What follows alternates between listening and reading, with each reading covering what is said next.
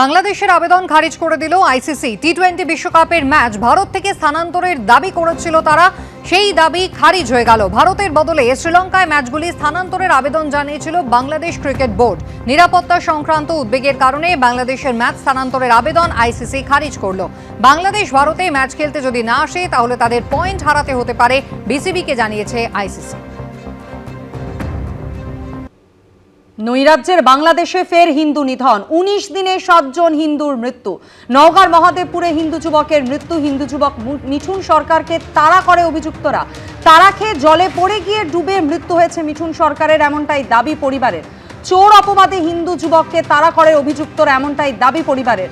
আর এই নিয়ে বাংলাদেশে 19 দিনে 7 জন হিন্দুর মৃত্যুর ঘটনা ঘটল।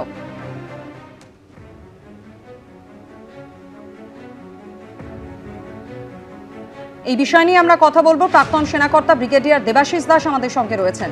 ব্রিগেডিয়ার দাস, বাংলাদেশে নৈরাজ্যের বাংলাদেশে হিন্দু নিধনের সংখ্যা তো রোজ রোজ বাড়ছে। 19 দিনে 7 জন হিন্দুর মৃত্যু হলো, পাশাপাশি মহিলাদের উপর নির্মম অত্যাচার সেটাও চলছে সমানতালে। মোহাম্মদ ইউনূসের আইন শৃঙ্খলা শান্তি বজায় রাখার যে প্রতিশ্রুতি, বাস্তবের সঙ্গে তার তো কোনো মিল নেই।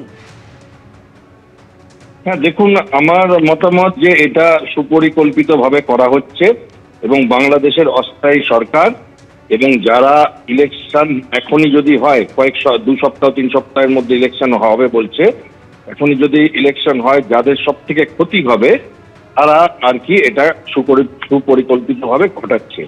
কারণ বাংলাদেশের বর্তমান রাজনৈতিক পরিবেশ যদি দেখেন, বেশ কিছু চরমপন্থী গোষ্ঠীর বাড়বাড়ন্ত হয়েছে। তার মধ্যে আছে জামায়াতে ইসলাম, তার মধ্যে আছে আনসারুল বাংলা, হিজবুতে তাহরির এবং পাকিস্তানের সাথে দরম মহরমও চলছে। এবার কোথাও একটা তারেক রহমান দেশে ফিরবার পরে যে জনজোয়ার আমরা দেখেছি এবং আমাদের খালেদা জিয়ার যে জানাজা, তাতে যা লক্ষ লক্ষ মানুষের ঢল নেমেছিল, সেখানে এরা একটু ইনসিকিউর হয়ে গেছে এবং এরা মনে করছে যে এরা ইলেকশন জিততে পারবে না, ভোট চলে যাবে বিএনপির কোঠায়।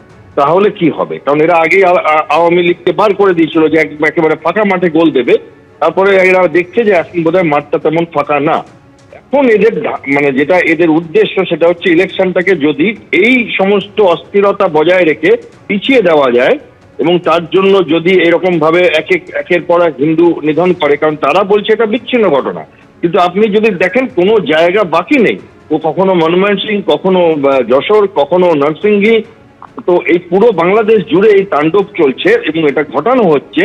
এবং এর পিছনে আছে যারা উপদেষ্টা কমিটি, প্রধান উপদেষ্টা, আমার মতামত, এবং জামাত, যারা হেরে যাবে এবং যেটা নতুন পার্টি, জাতীয় নাগরিক পার্টি আর কি, এদের দলবল।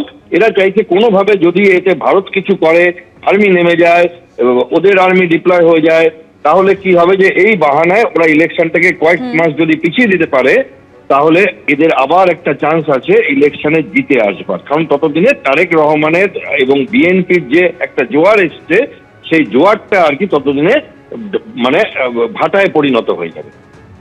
এবিপি আনন্দ, এগিয়ে থাকে, এগিয়ে রাখে।